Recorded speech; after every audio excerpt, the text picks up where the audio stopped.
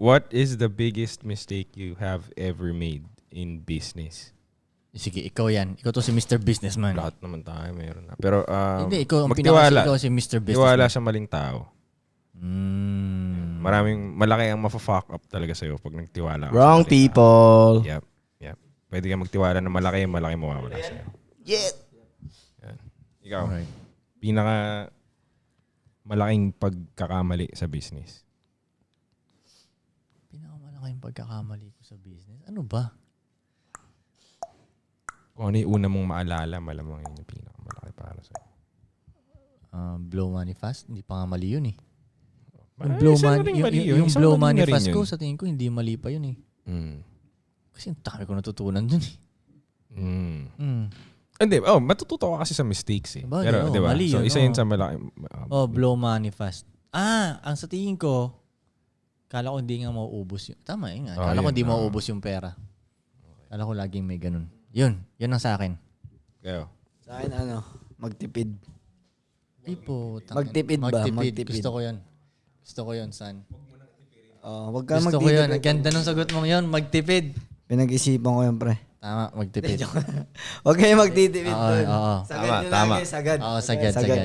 Diba, Ives? Yeah. Yun nga din isasagot ko eh. Oo nga, yun na nga. So yun ang natutunan mo rin. Naisa. Huwag magtipid. Quality pa rin dapat, pre. Alam mo, tol, wala talagang yumaman sa pagtitipid eh. Meron ba? Yan, I agree. Tingin ko lang ayaw din naman ng gumawa ng mundong tong ganong mindset. Kasi ang dami-dami ang binigay sa atin dito tapos magtitipid-tipid ka. After lahat ng ginawa dito sa earth, sobrang abundant, sabi mo, titipirin mo. Legit. So, Walang I don't yumaman think sa maganda pagtitipid. siyang way. Walang yumaman sa pagtitipid. Yumaman yung ibang tao sa pag-make more money. Exactly. Pero sa pagtitipid, wala akong nakita. Eto. Tsaka igastos ng tama yung... Yan. Walang energy si Ives ko eh. Tsaka igastos ng tama. Igastos ng tama. Tama yan, spend wisely. Oo. Kasi ang dami kong nalalaman na mga kalokohan. Kunyari, kumita ako. Party pa. Kagaya kung ibabalik ko dun sa topic natin kanina, humahasel ako para mag-enjoy. So, pag humahasel ako, nasusobrahan ko yung enjoyment. Hindi, pero ayos nga lang yung tuloy ko yun na magtitrip ka after ng pera. Kung tama lang yung trip. Hindi, kumita ka ng 100, gumastos ka ng 1,000. Ha? Ganon yung sinasabi ni Ives eh. Kumita ka ng 100, tapos ginastos mo 1,000. Okay. Ano yan? Bobo talaga si Kuya. Nag-guess yung mga sinasabi ko.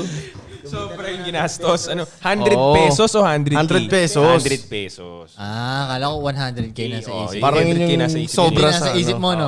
100K Kasi din hindi ako naman, nasa ano ba yung isip. 100? Di man tumatama sa isip natin. 100K ang Pesos tumatama sa pala. isip natin, no? 100 pesos pala. Sample lang naman. Mali nga. Pero ang point ko nga, Ives, pag magti-trip ka, may tamang trip din kasi talaga eh. Di ba? May tamang trip. Sobra nga din talaga ako kasi ko, alam mo naman. Hindi, Okay nga lang na sobra ano yung daw eh. sobra mo? Basta Pero mali tama. naman. Kasi kung naalala ko yung mga trip mo, dati maling trip yun eh. Oo nga, mali talaga. Di ba? Okay lang na sumobra Ay, kung tamang sobra. trip.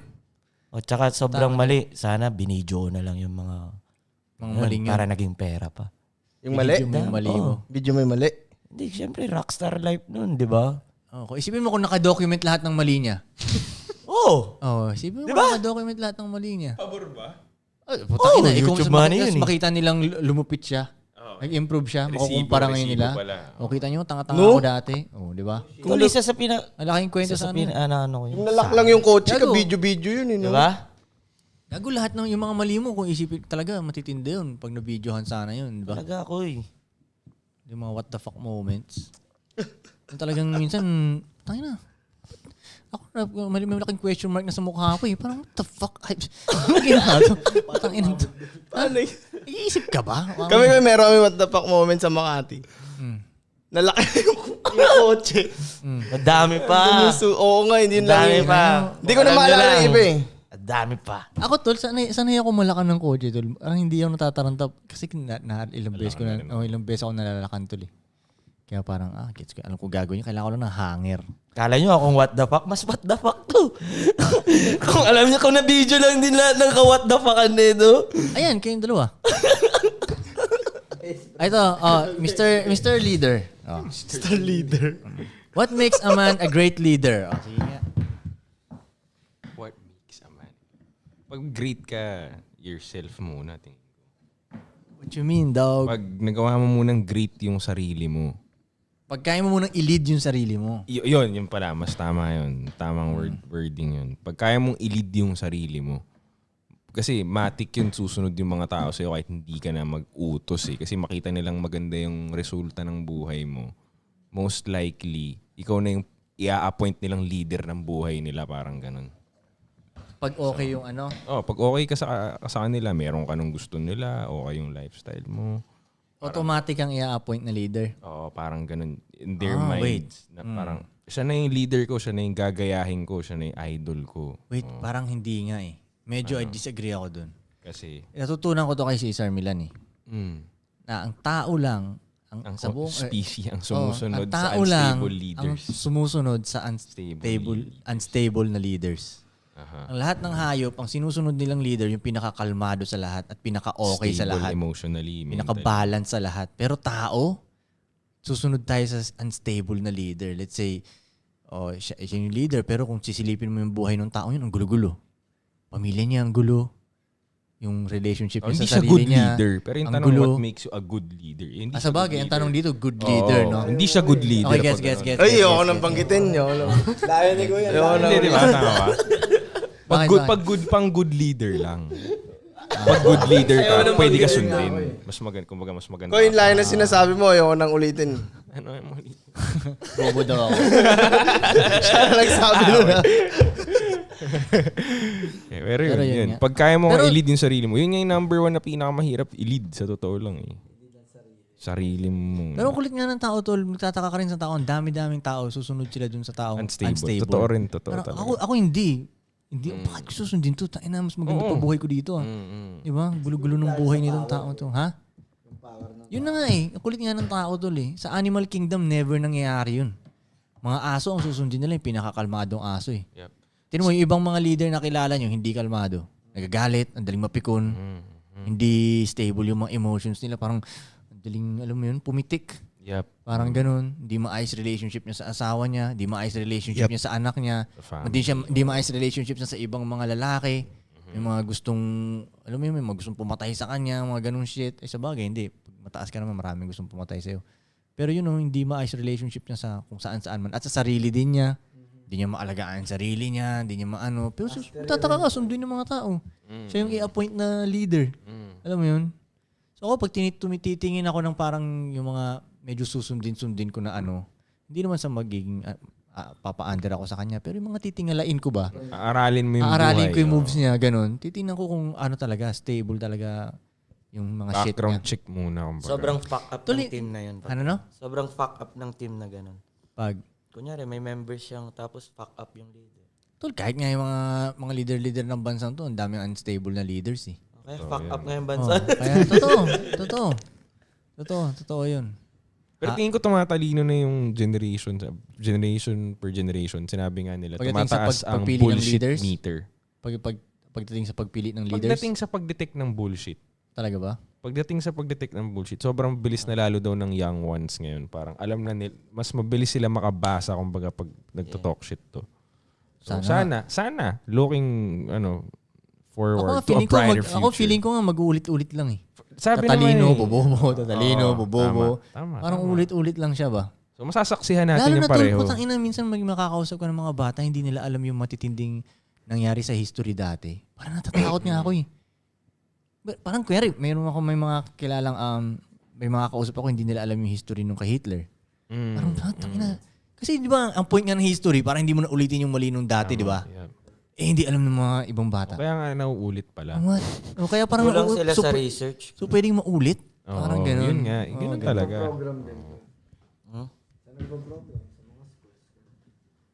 Alam mo, di tinuro yung mga ganun. Yung history doon. O kaya absent siya nun. No? Nag-cutting. Oy, malay mo naman absent yung bata. Ikaw naman. Gago, nagpapalitan nga ng history minsan eh. Like iba yung ituturo nilang history. Burahan ng history. Ginagawa yun. Sa lahat ng bansa ata. Inuwa ko lang sa lahat ng Binabago bansa. nila. Pero hindi bago yun. No? Iba yung ituturo nila sa mga bata. Pero hindi ko na problema yun, no? Bakit ba kasi ganun? Hindi ko na problema yun. Rapper lang ako eh. Oh, anong question pa dyan, Goy? Anong question pa dyan? Ano ba? Ano ba dito? Ikaw, Frank, wala ka ba? Paano yung tunay na tikas? Kailangan ba mapera ka o attitude to? Attitude.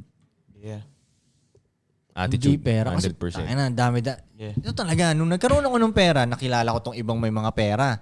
Doon ko na-discover, to. Hindi sila matikas. Pera lang ang meron pala to. Totoo. No? Madami. Walang katikas-tikas. Majority. Pag uwi mo sa bahay, wala kang katikas-tikas. I-explain mo nga muna, Koy. I-define mo muna ang word na tikas. Kasi baka Sobrang well-defined tikas sa na. kanila. Ano ba ang matikas na lalaki para sa'yo? Karap ka sa... Para sa akin, ang matikas na lalaki is ano siya, close na siya sa pagiging parang complete package.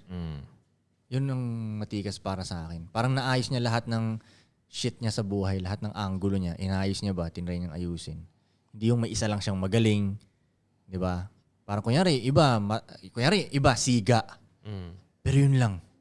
Yeah. Wala siyang talino, wala siyang pera, di siya marunong sa babae, di siya marunong, lagay mo sa sosyalan, hindi maka-function. Diba? Iniisip ng mga tao ang tikas about sa pagsisiga eh. Pero hindi ah. Totoo nga, hindi. Ang dami kong kilalang siga na, walang tikas to ah. Pero siga ka, nakakatakot ka. No? Alam kong pumapatay ka, pero pwedeng wala kang tikas. Di ba? So yun ang para sa akin, mas malapit ka sa complete package.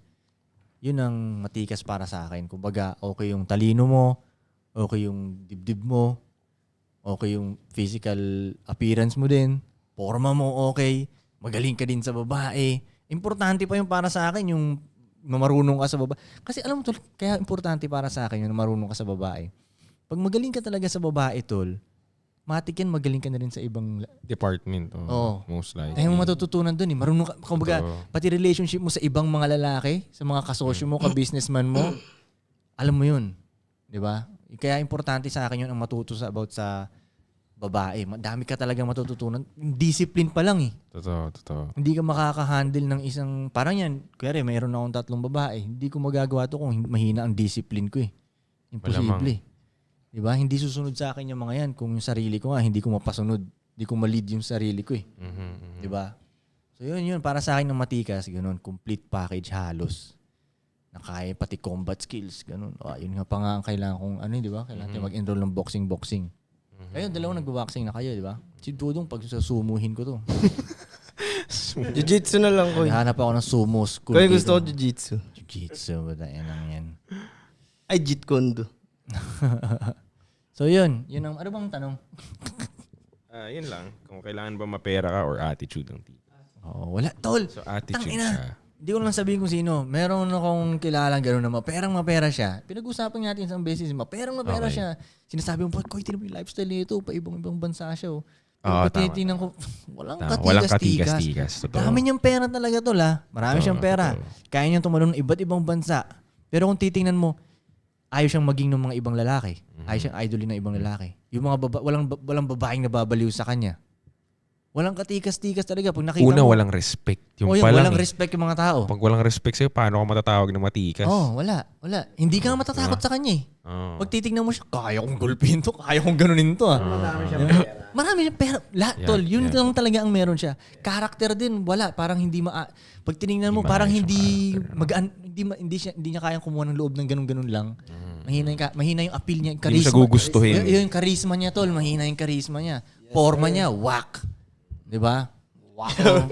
Wak. Forma mo, wak. Oh. Be a bitch, wak. Yung hawi ng buhok niya, whack. Sagutin ko yun, Koy. Ano? Pinakamadaming example, madaming Pinoy na madaming pera, pero kung papansinin nyo, under sila sa asawa nila. Ayun. Yun, sagot yun. Isa pa yun. Pero sa mata nila, akala kasi nila cute yun eh. Na maging under ka sa asawa mo eh. Akala kasi talaga nila cute yun. Kasi ang ginagawa ng ibang mga babae, gaganon yung ibang babae, di ba? Parang mapupuriin ka pa nga sa social media eh. Pag nagpakita ka ng ka-underan mo eh. Pero ang alam mo, may paniniwala talaga ako, tol. Ako, hindi lang alam ng mga tao, napaka-godly kong tao. Hindi ako religious na tao.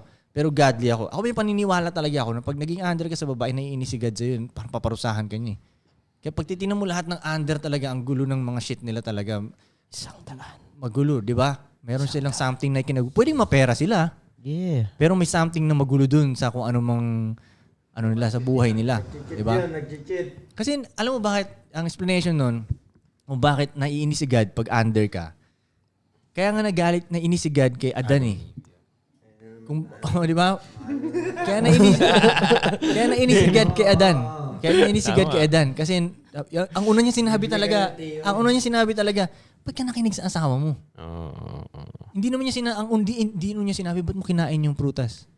Never niya ang sinabi, ba't ka nakinig sa asawa mo? Diba? Kumbaga, yun. Kaya, Ito, ikwento mo rin ko di ba? Di ba, ang usapan, hindi nga maganda na under ka sa asawa mo. Susunod ka kasi nasusunod sa kanya. Kasi may theory nga si Koy na sinasabi rin na mas gustong bulungan ng demonyo ang mga babae. okay. Yeah. So kung susunod ka ng susunod sa ideals nila, minsan inaatake sila nung bulong eh. Diba? Medyo malalim yan. Ewan ko lang kung ma-explain natin dito yan. Pero Explain ko ba? konti. Medyo malalim konti. yun eh. So, Okay. Pinakamadali. stretching ka muna. Kailangan ng stretching nito, mga gandang explanation. Pang finale yan. Okay. Ako talaga, naniniwala ako, since godly ako na tao, naniniwala talaga ako na ang paboritong bulungan ng demonyo ay ang babae. Kaya nga ang unang binulungan nung ahas dun sa story ang yun si Eva eh. Kasi ang anak talaga ni God yun, ang una niyang ginawa si Adan, di ba? Yun talaga siya yung son of God. Okay. Kaya ngayon, kumbaga, alam kasi ng demonyo na ang kahinaan nating mga lalaki ay babae. Yes. So kung gusto niya tayong atakiin, hindi niya tayo ma-atake ng basta-basta lang. Anak tayo ni God eh. Mas matibay tayo eh. Doon siya sa Diba? weak point, Oo, syempre. doon siya ngayon. Ano bang Sa kryptonite. sa kryptonite. Ano bang kryptonite ng lalaking to? Yung babae. So ngayon, una niyang bubulungan ngayon yung babae. Diba? Kaya nga minsan sinasabi ko sa mga babae na huwag kang maniniwala sa mga bulong-bulong ng demonyo sa'yo. Lahat ng mga naiisip mong negative na yan, hindi naman totoo. Bulong yan ng demonyo sa'yo. Minsan kasi ang babae may ganyan eh. May iisip silang ganyan. Hindi naman talaga totoo, tol. Doon ka naniniwala o gagi, bulong ng demonyo yan. Yan yung sinasabi sa'yo. Kunyari, hindi ka love ng daddy mo. Diba? O, tinan mo yung daddy mo. Iba yung pinapansin ng Tangina mo, daddy. nahahalin tulad din ako. Diba? Iba yung pinapansin ng daddy mo. Hindi ka paborito ng daddy mo. Bubulungan nilang ganun. Para sa akin, yung mga bulong ng demonyo eh. Kasi bakit? Gusto ng demonyo, Breakdown kayo. maghiwalay kami. Gusto rin ng demonyo na hindi ako maging successful. Kasi ang lalaki na merong maayos talagang babae na talagang nakasupport yung babae niya sa kanya and everything, mas madaling magiging successful yung lalaking yun. Totoo. Diba?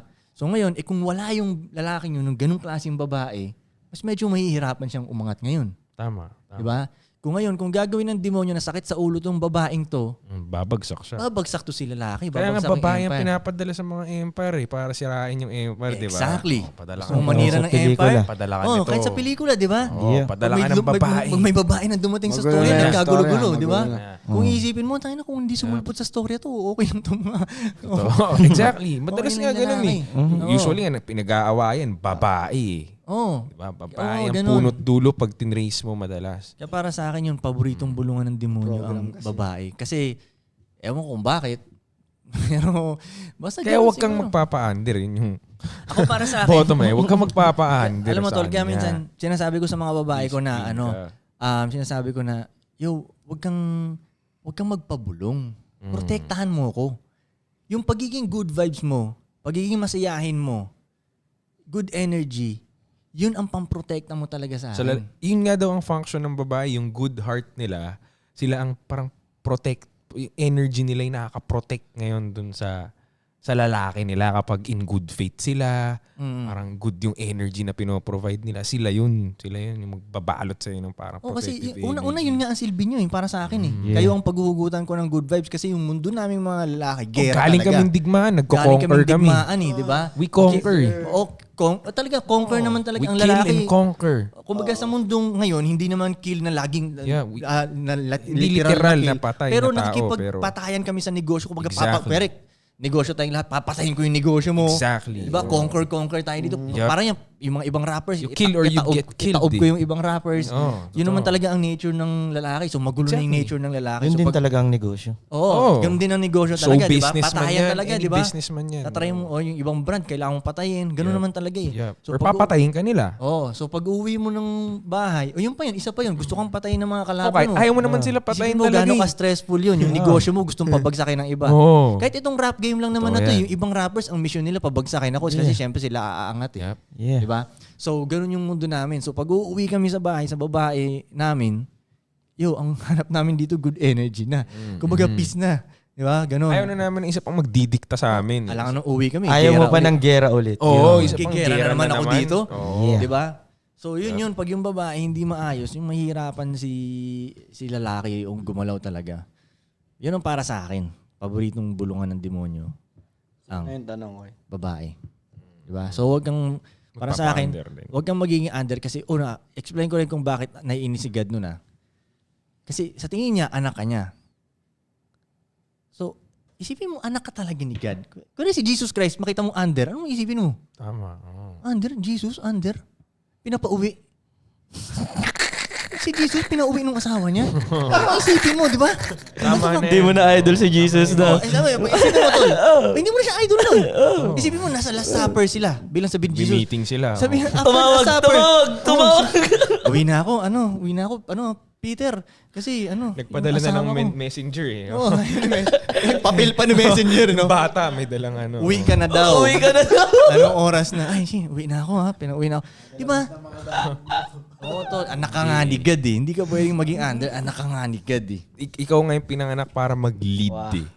Oo. Mag-lead sa inyo, Yes. nung family mo, Mahirapan nung mag-lead babae. yung nung... iba. Actually, yun yung sa mga maliliit na Ano laki ka? Mahirapan mag-digest yung iba na ito. Ayos lang yun. Okay lang yan. Tol, Pero yung, di yung para sa sinabi lahat. mo nga na pinanganak ka para mag-lead, yun yung sa mga maliliit na lead yun. Babae mo, pamilya mo. Yeah. Lahat. Pero Oo. pag sa mas malaking scale, yung mag-lead ka ng community, Yes, di bansa. ba? Mag-lead ka ng bansa. Big Yun ang business purpose mo or talaga nun. something. Yun ang Oo. anak ni God. Yeah. Yun ang galawan ng anak ni God talaga. Di ba? Kaya every time na umaasta ka, hindi anak ni God, nababad trip si God sa'yo, hindi ka niya binibless. Ito. Para sa akin, may mga paborito talaga si God. Yun yung mga sumusunod-sunod sa kanya. Tama. Diba? Yun yung umaastang anak ni God. Alam mo yun? Parang sa maliliit pa lang na let's say, kunyari, lalabas ka ng bahay na malinis ka lagi. Yun ang anak ni God. Alam ka naman madumi yung anak ni God. Diba? Alam ka naman nakasando lang yung anak ni God tapos pula na shorts na Chicago Bulls. Hindi naman ganun. Diba? Imposible, diba? So yun, maiinis si God sa'yo every time na umaasta kang hindi anak ni God. So asta ka talaga anak ni God. Forma, tikas, pananalita mo, class mo, sipag mo. Isa pa yun, tol. Tol, kung babasahin nyo talaga yung Book of Proverbs, laging sinasabi doon na yung mga tamad, ayaw ni G.O.D. yung mga tamad talaga, tol. Ayaw talaga. Puro sipag-sipag talaga. Kaya nga sa tingin ko yung sino. Kaya kung sino- walang nangyayari sa tamad eh. pinaparusahan. Pinaparusahan. Nahihirapan Kaya yung mga sila. nagsisipag talaga, yun ang medyo natutuwa si God dun. Pero siguro nga sa tingin niya, hindi pa enough yan. Oo nga, masipag ka. Pero ayusin mo naman yung sarili mo. Kasi iba niya sobrang sipag. Pero Kurang na. hinahayaan nila, katawan nila, looks hindi nila inaayos. Di ba? Mapera ka pero hindi ka pa rin astang anak Oh, ni hindi. God eh. Parang ang Oo. gusto sa tingin ko, ang anak ni God, complete package. Anak ka nga ni God eh. So complete package ka, di ba? Tama. Binigay na nga niya lahat Matikas. dyan eh. Kukunin mo na lang. Oo, matikas, good looking, maporma, mabango. Di ba? Magaling magsalita, maangas. Di ba? Lahat ng galawan mo, maangas, ganyan. Alahas, magandang kotse. Yung anak ni God, pag tinignan mo, anak ni God. Kalbo. Bakit? Nang pinanganak kayo, kalbo din kayo. Sabi ni Kika, kaya yun daw pagkalbo, sabi. Alam mo yung Kika, sige, yun ang default na itsura, no? Oo, yan ang default na itsura, kalbo. Sige nga pa. Sige Kaya nga. nyo bang maging gwapo Yung ng mga kalbo kayo? nakakasar ng kalbo, magpa-kalbo nga kayo. Sige, nga. Sa Tapos tingnan natin kung sino mas ano. Sino mas gopings pa rin? Tingnan din natin. Kasi di ba? default yun eh. Parang bata ulit na binalik ka sa bata eh, di ba? Pinanganak- Sige, ano ba tanggalin to? mo yung buhok mo kung kaya mo pa magsuwag niyan sa ganyang ano. Bet nung pinanganak ka, naka-braids ka? Hindi naman di ba? Nag-ano siya. Nasar mo pa yung braids ko. Okay Okay na. Sabi ni Okay Kuya na. nga, dapat naka-braid Ang haba sa ng lagi. podcast natin ngayon. Dati akong kalbo, alam ng mga lumang nanonood sa akin. May skinhead ka ba? May skinhead ka? Hindi, zero lang. Una lang, zero una. Ano yung tsura mo pag skinhead? Mukhang anak ng bulkan. Ano yung tsura mo pag skinhead kaya, no? Bagay kaya? Oh, bagay ko. Parang bagay Pharrell naman. Williams. Ha? Pharrell Williams ako pag kalbo, pre. Pharrell Williams ako pag Ay, kalbo. si Frank. Ito ang masusubukan natin. G, labas mo yung razor niya. Magka-testingan tayo dito. Nagkalbo na ako dati. Gago, dadami views natin nito. Kalbuhin natin si Live, Frank dito. no? Ha? Nagkalbo na ako dati. Skinhead. Semical. Hindi counted yun. Skinhead, parang bata talaga. Hoy, nagkalbo na siya. Semical. Konyo talaga itong